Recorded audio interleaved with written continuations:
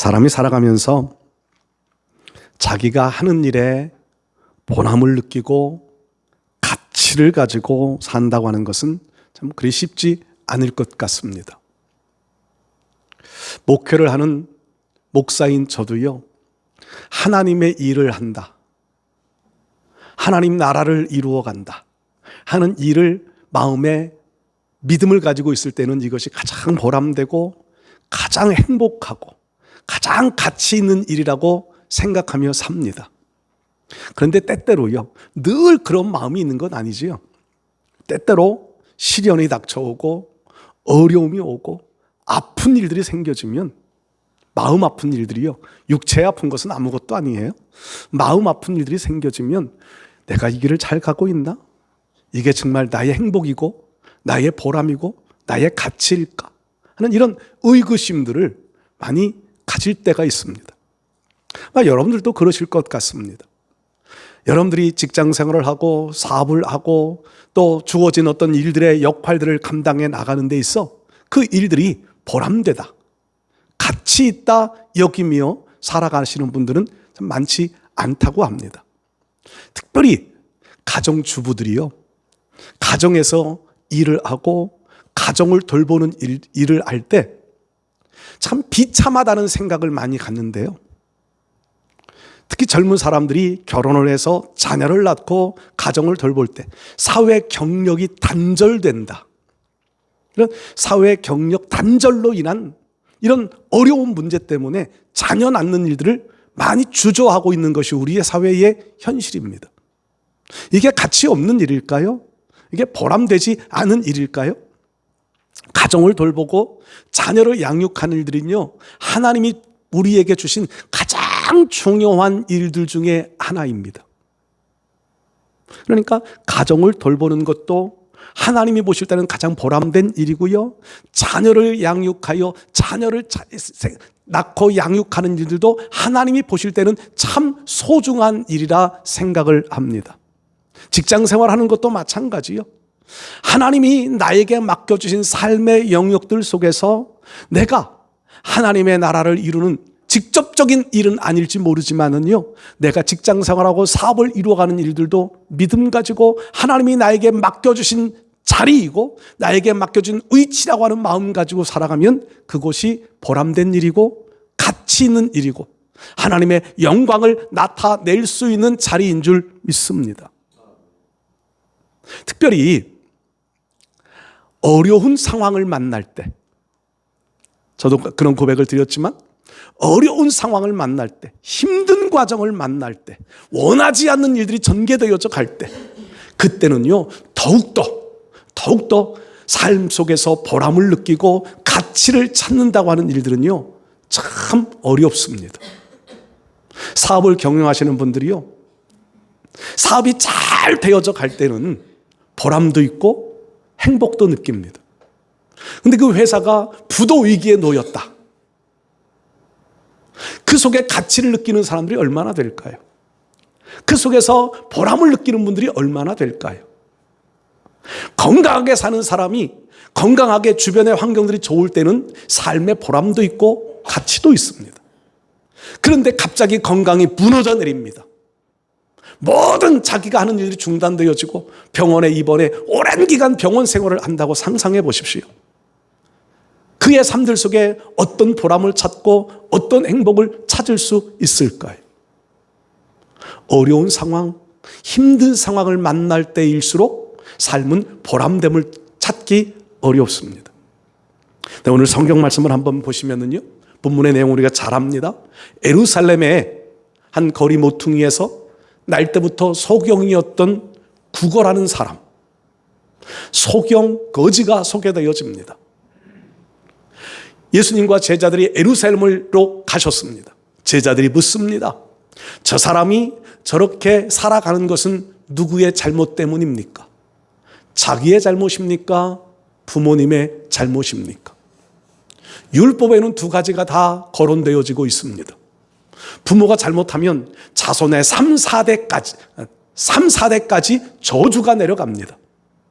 부모의 잘못, 조상의 잘못으로 인하여 어려운 삶을 살아갈 수도 있습니다. 자기의 잘못, 범죄함 때문에 혹은 실수 때문에 어려운 환경 속에 놓여질 수도 있겠지요. 율법에서는 분명히 그렇게 정의해 놓고 있습니다. 예수님은 뭐라고 말씀하시나요?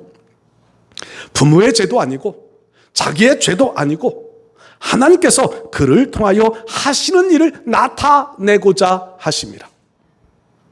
소경으로 살며 거지로 살아가는 이 사람이 삶 속에서 보람을 느낄 수 있었을까요? 행복을 가질 수 있었을까요? 내 삶이 가치 있는 삶이라고 인정할 수 있었을까요? 전혀 그렇지 못했을 겁니다. 살아가는 것이 고달프고 힘들고 부끄러울 뿐이었을 거예요. 근데 예수님은 그 인생을 보면서 가치 있는 인생이라고 인정해 주시는 겁니다.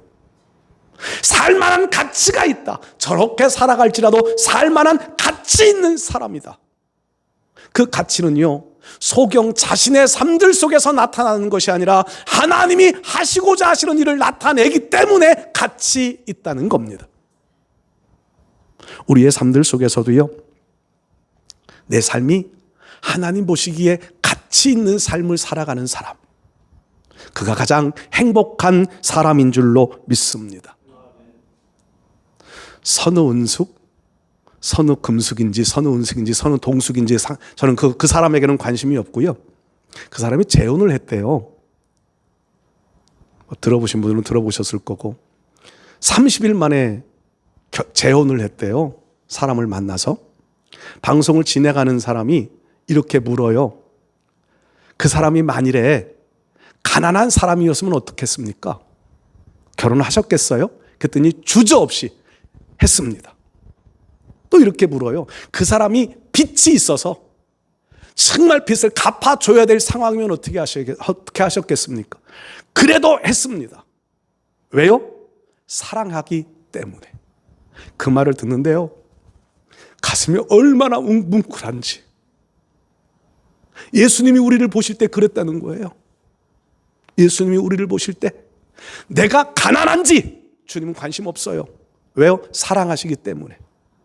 내가 빚이 많다고요? 주님 관심 없어요. 주님은 얼마든지 전능하신 하나님의 능력으로 우리의 모든 것들을 해결해 주실 수 있기 때문에, 단지 우리를 사랑하시기 때문에. 내가 죄인이라고요? 아무 상관없어요. 예수님이 십자가에서 피 흘려 돌아가시면서 우리 모든 죄를 용서해 주셨다고 이미 선언하셨으니까 우리의 죄인된 문제와 아무 상관없어요. 왜? 우리를 사랑하시니까. 우리의 삶에 고달프고 힘들고 어렵고 억눌리고 짓눌리는 삶은 아무 상관이 없다는 거지요. 다만 주님이 우리를 사랑하시기 때문에.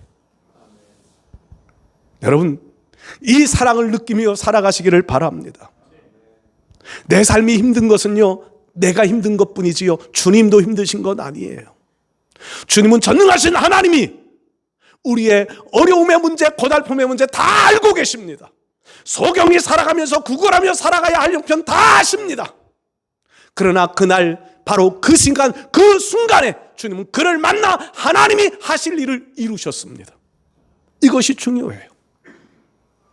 내 삶에 주님이 찾아오셔서 죄인된 우리지만, 아무것도 가진 것 없는 우리지만, 아무것도 할 수 없는 무능력한 모습이지만 다만 우리를 사랑하셨기에 오늘 찾아오셔서 우리를 통하여서도 이루실 일을 이루실 줄 믿습니다. 우리는 때때로 삶을 살아가면서 어려움의 문제를 만날 때마다 탓하는 것을 잘합니다.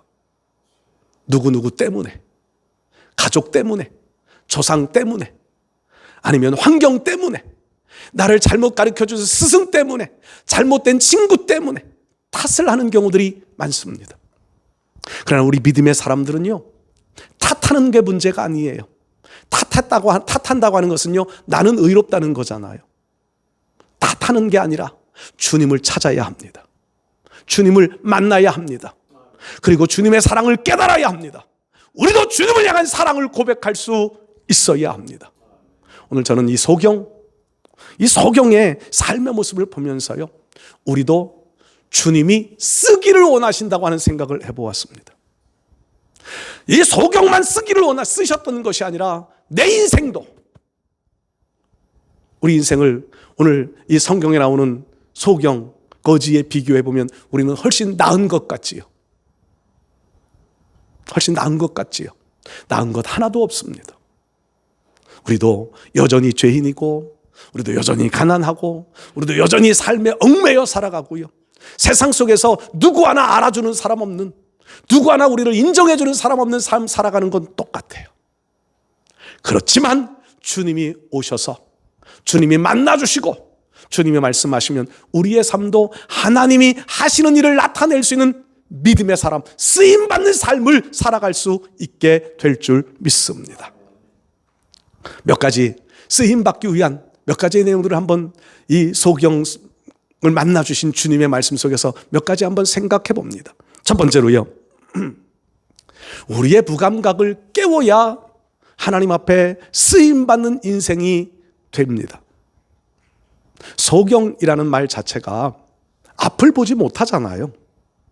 요즘 식의 표현으로 하면 시각장애인, 소경이라고 하면 안 된다고 지난번에 한번 말씀드린 적이 있는데, 시각장애인. 이 시각장애인, 눈에 감각이 없어요. 밖이 어두워서 못 보는 건 아니지요. 빛은 늘 비추어지고 자연은 늘 그 모습 그대로 있고 늘 사람들은 자기들의 삶을 따라 오고 갑니다. 눈앞에 오고 갑니다. 그런데 눈의 감각이 죽어 있습니다. 눈의 감각이 주어져 있으니까 앞을 보지 못합니다.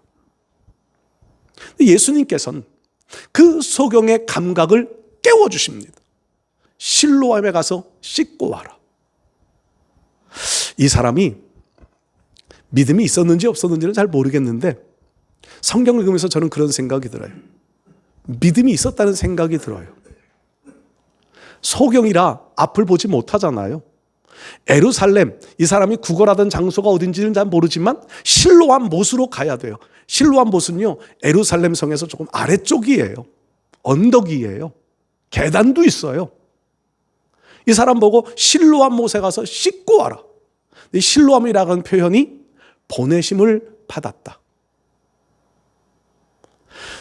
실로암, 이 소경이 실로암으로 보냄받은 거예요. 근데 이 모습을 더 정확한 의미로 표현하면 예수님이 하나님으로부터 보냄받아 세상에 오셨다는 겁니다.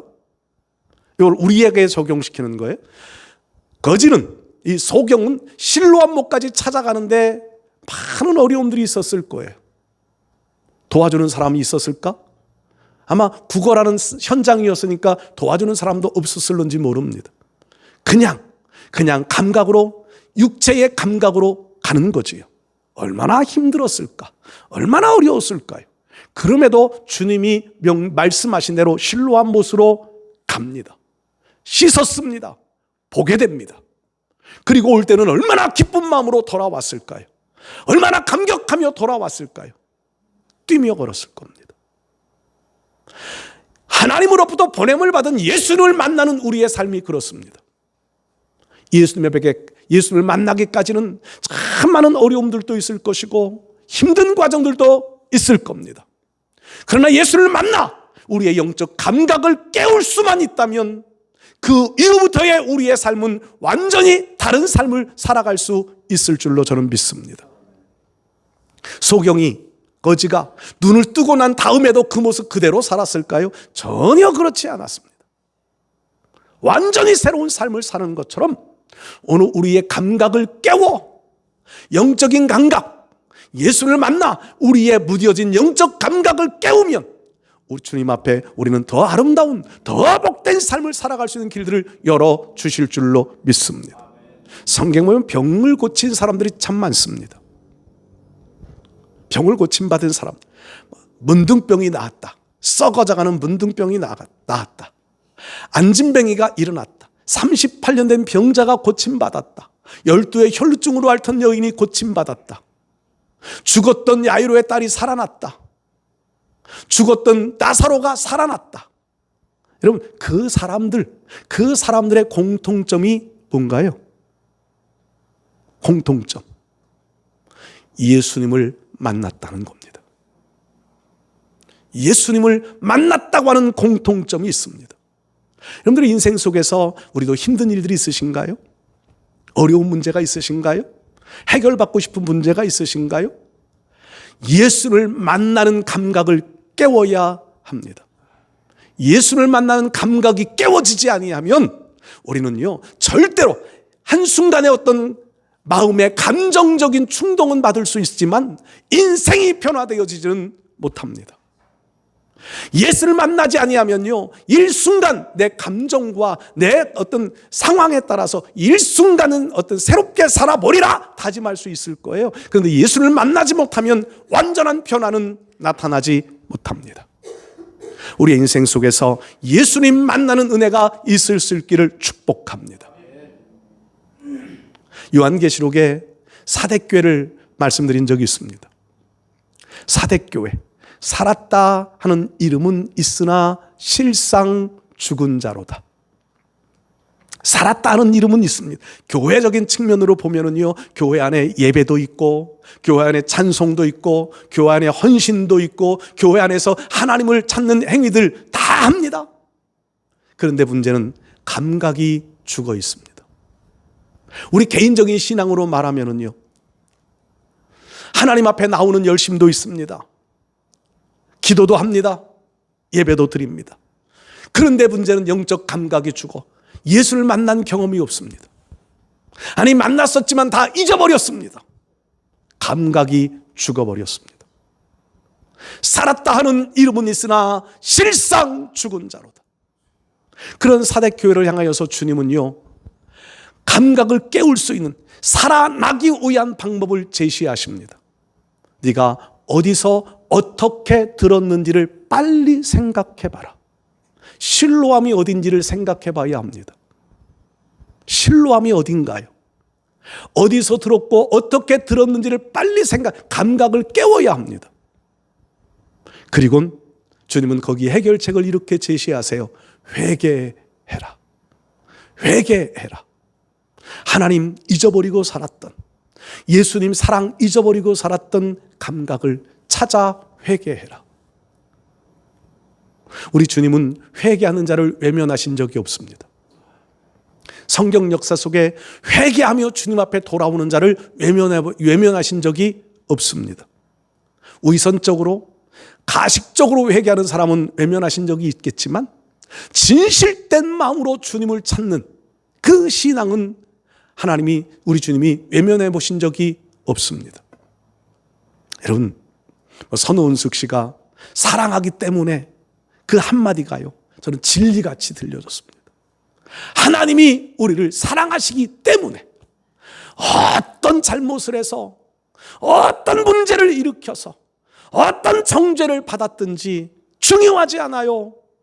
그 넓으신 사랑의 품으로 받아 안아주시는 하나님 앞에 우리 주님 앞에 나아가면 우리 주님은요, 죽어진 감각도 깨워주십니다.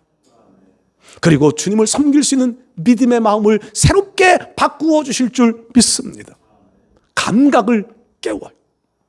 주님 앞에 나가 예수님 만나 우리의 영적 감각들을 다 깨워 주님의 나라와 의를 위하여 쓰임받는 인생이 되실 수 있기를 축복합니다.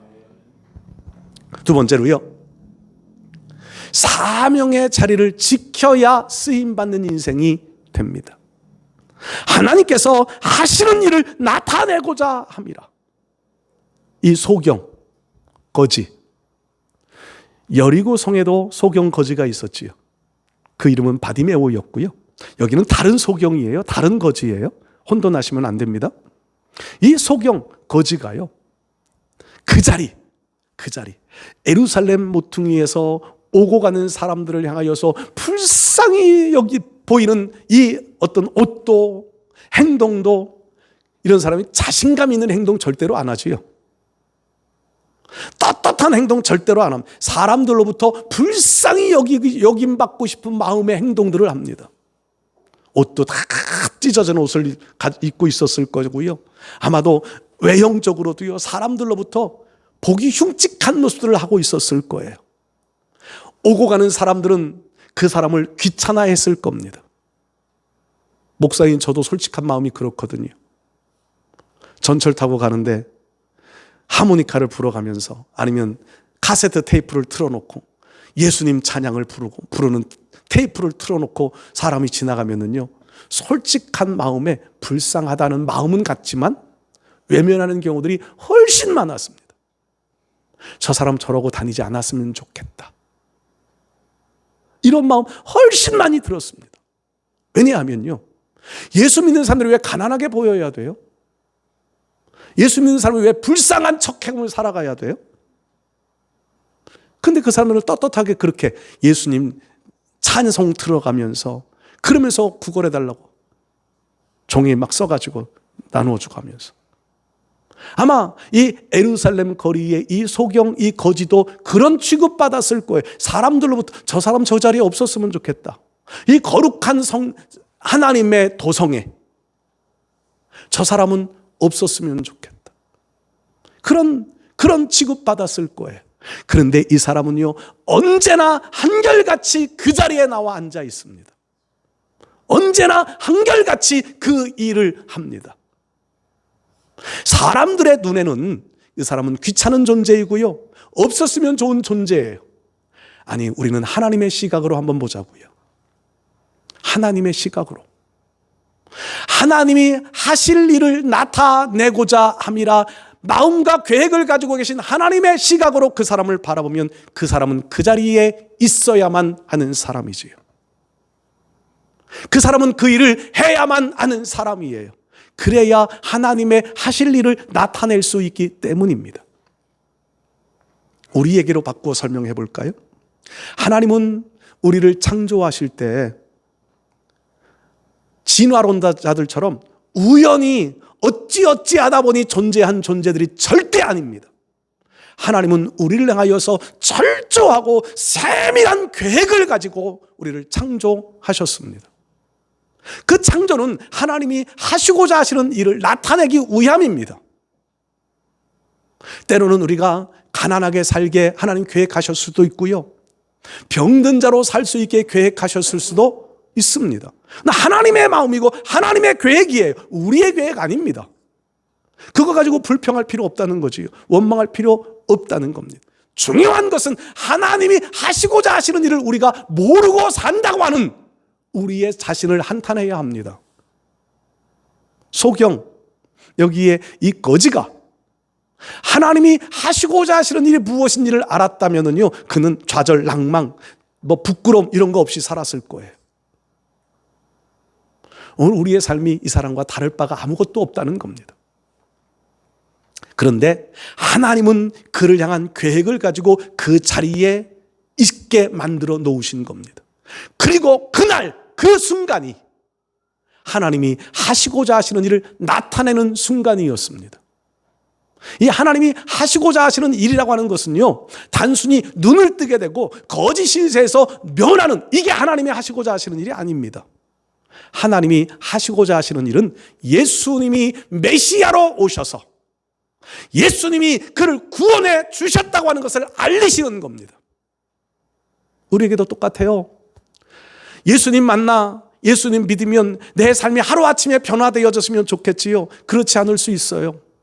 다만 하나님이 우리에게 원하시는 것은요, 내 인생 속에 찾아오셔 나를 만나 나로 하여금 하나님이 계획하신 일을 이루게 하시는 것, 그게 우리에게 주어져 있는 사명이에요. 그 사명을 하나님은 언제 어떻게 이루실지 우리가 모릅니다. 그래서 우리가 있어야 할 자리, 우리에게 맡겨진 일들을 오늘도 또 하루도 한 주간도 한 달도 1년도 성실하게 살아가야 하는 겁니다. 나에게 맡겨진 사명의 자리를 지켜가는 겁니다.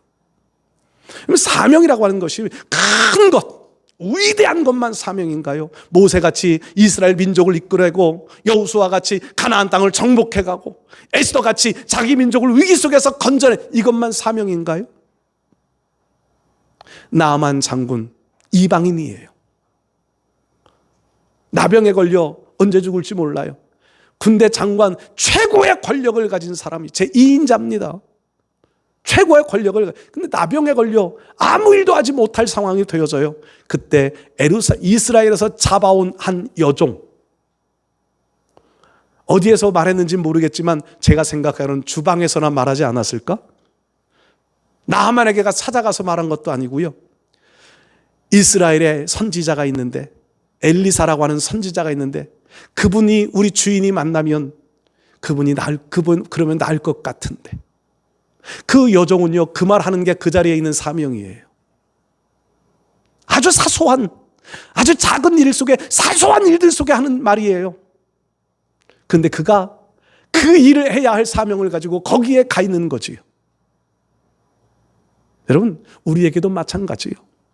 크고 위대하고 원대한 일을 하는 것만이 사명이 아니라, 주님은 지금 나를 통하여 아주 작은 일, 아무것도 아닌 것 같은 사소한 일, 그 일일지라도 주님이 나를 통하여 하기를 원하시는 일이 있다면 그것이 사명입니다. 그 사명을 이루기 위해서 오늘요, 언제 어떻게 이루실지 우리는 몰라요. 다만 주님이 그 일을 이루실 수 있도록 하기 위하여 오늘 우리는 그 자리, 하나님이 나를 세워놓은 그 자리, 하나님이 나에게 하라고 한 그 일, 예루살렘 함 길거리 모퉁이에 구걸하는 일, 그게 소경의 사명이었습니다. 사명을 이루기 위한 과정이었습니다. 여러분, 우리에게 주어진 일들을 이루며 살아가고 있는 오늘 하루의 삶들 속에서 낙심, 낭망, 좌절, 핑계, 책임전가 이런 거 하지 말고 주님이 나를 통하여 하실 일이 있다고 하는 사명의 의식을 꼭 가지고 살아가실 수 있기를 바랍니다. 이게 이 소경 거지와 우리와의 차이점이라고나 할까요? 그런 의식이 없이 살았지만 우리는 성경을 보며 배워, 우리는 그 믿음의 의식을 가지고 우리에게 맡겨진 자리, 우리가 해야 할 일을 감당해야 할 줄로 믿습니다. 세 번째로요, 하나님 앞에 쓰임받기 위해서는요, 하나님과의 관계가 정상적으로 이루어져야만 쓰임받을 수 있습니다. 월드컵이 지금 한참 진행되고 있습니다. 월드컵이 열릴 때마다 이런 일들이 있어요. 예측, 승부 예측. 조편성이 일어날 때부터 어느 팀이 어느 팀과 이길 거고 비길 거고 질 거고, 어느 팀은 16강으로 올라가고 어느 팀은 떨어질 거고. 기억하시나요? 우리나라에서 월드컵이 열릴 때 승부 예측 문어가 등장했던 적 기억하세요? 어항 속에 문어를 놓고 경기할 두 나라 국기를 안에다 넣어놓으면 문어가 어느 쪽으로 가서 있나. 참 사람들의 심리가 그래요. 어느 팀이 이길까 질까. 이번에도 우리나라가 승부 예측하는데 대부분 우리나라가 16강 탈락. 근데 어느 사람들 어느 국가에선 우리나라 16강 올라간다. 첫 번째 경기, 지난 목요일 날인가 경기했지요. 첫 번째 경기 우리나라가 질 거라고 예측한 사람들도 많고, 우리나라가 이길 거라고 기대하는 사람도 많았고, 또 우리나라가 비길 거라고 예측한 사람도 있었습니다. 근데 어느 나라 승부 예측사가요, 일본이 독일을 이길 거다 이 예측을 했고, 우리나라가 비길 거다 예측을 했대요. 그러니까 이 사람 말에 우리나라 사람들은요, 이 사람 말에 집중적으로 초점을 맞추어 이제 기사들이 기사를 쓰는 거예요. 우리나라가 16강에 진출할 거다. 그러니까 막 이 사람을 한 말이요, 매일 기사화되어 나와요. 뭔가 기대하고 싶은 거지요. 뭔가 기대감. 여러분, 저와 여러분들이 하는 기대감은요, 막연한, 근데 그 사람들 예측이 다 맞나요? 다 맞아요? 안 맞아요. 안 맞아요. 그렇지만 기대하는 것은 인간의 마음이에요. 인간의 어떤 습성이에요. 욕망이에요.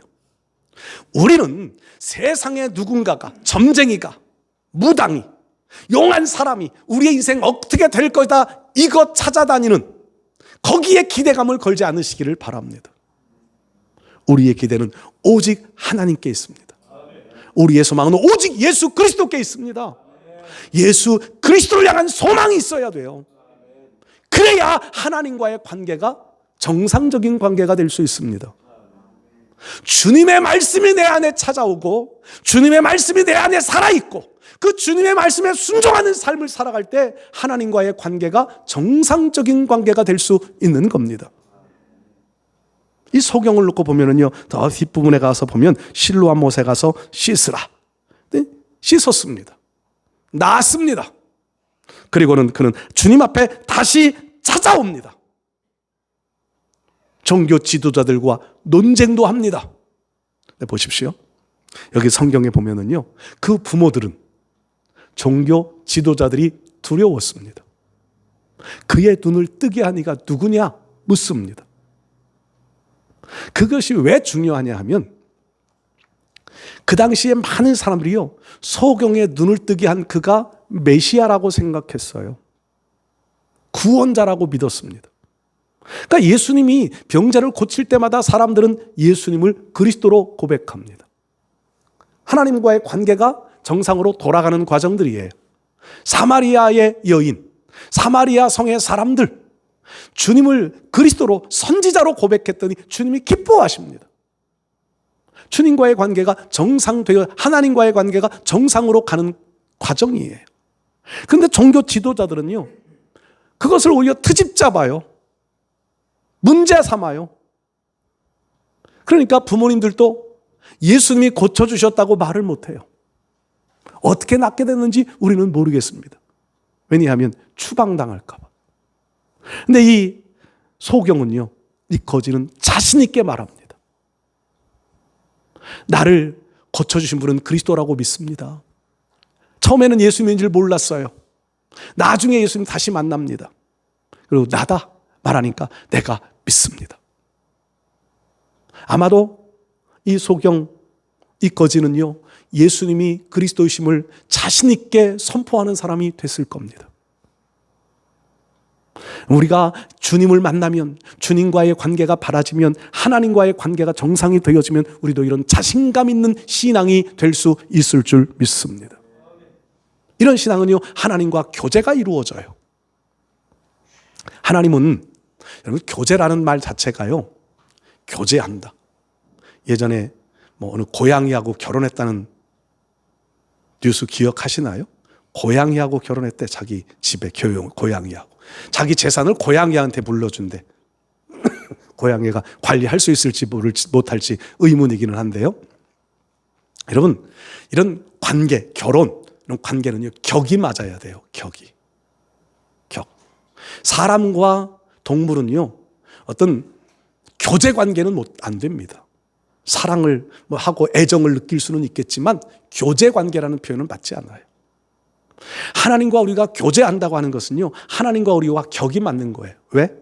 지난 금요일에도 제가 말씀드렸지만 우리를 창조할 때 하나님의 모양과 하나님의 형상으로 창조하셨다는 그겁니다. 하나님은 다른 모든 피조물을 통해서도 영광을 받으십니다. 예수님은 돌들을 통해서도 찬송받으신다고 말씀하시거든요. 돌들일지라도 아브라함의 후손이 되게 할 수 있다고 하시거든요. 모든 피조물을 통해 하나님 영광 받으십니다. 그런데 교제는요, 인간과만 이루어질 수 있습니다. 여러분들이 그 대상이라는 거예요. 그 대상. 그런데 이 교제가, 이 관계가 정상이 되어지지 못하면은요, 저주가, 성경에 보면 저주 같은 내용들이 기록이 되어져요. 무서운 말씀인데 잠언 1장을 한번 집에 가서 나중에 읽어보십시오. 하나님과의 관계가 정상으로 되어지지 못하면 하나님이 이렇게 말씀하세요. 저들에게 재앙이 올 때 내가 웃을 거다. 풍랑이 찾아올 때 내가 웃을 거다. 아니, 그들의 인생 속에 풍랑이 찾아오면 사람들은요, 그때 하나님을 찾아요.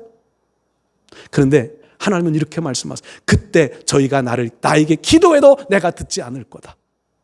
저희가 내게 기도할지라도 내가 응답하지 않을 거다. 왜냐하면 저들이 나와의 관계가 깨어져 있기 때문이라는 겁니다. 이런 일 만나기 전에 오늘 우리는 하나님과의 관계를 정상으로 맺어 가실 수 있기를 바랍니다. 그런 인생이 하나님 앞에요, 가치 있고 보람되고 행복한 인생으로 쓰임받음을 알게 될 겁니다. 내 인생의 현 주소가 문제가 아니에요. 내 인생 속에 만난 어려움의 문제가 아닙니다. 중요한 것은 내 안에 예수님 살아계시고 내가 예수님 만나 영적인 내 감각이 깨워져 있느냐, 내가 주님이 세워놓은 자리, 주님이 원하시는 일을 지금 하고 있느냐.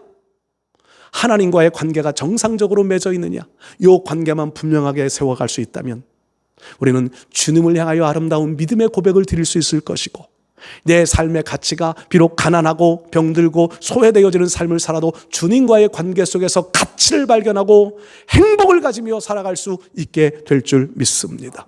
우리 사랑하는 성도 여러분들이 이렇게 하나님 앞에 쓰임받는 삶이 되실 수 있기를 주의 이름으로 축복합니다. 하나님 감사합니다.